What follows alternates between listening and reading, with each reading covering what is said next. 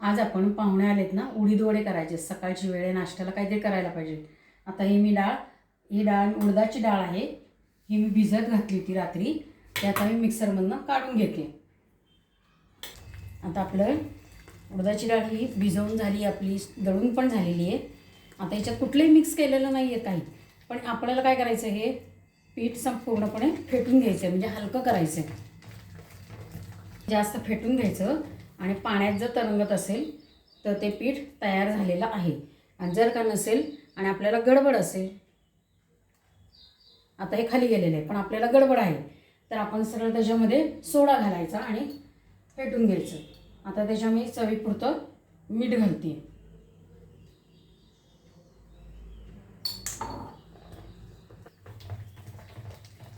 आता आपण याच्यात सोडा आणि मीठ घातलेलं आहे. गाळणं घेतलं आहे, त्याच्यावर हा एक थोडासा वड्याचं पीठ ठेवायचं आणि हे असं करून त्याच्यात सोडायचं.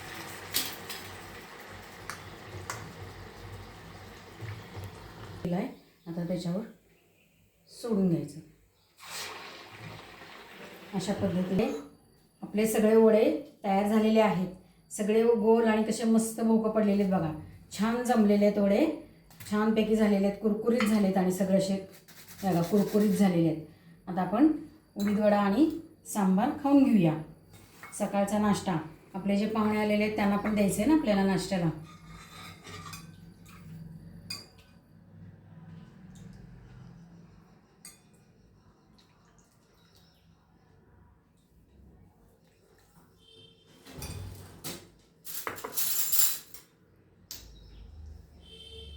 हे मस्तपैकी उडीद वडे आणि सांबार खाले या.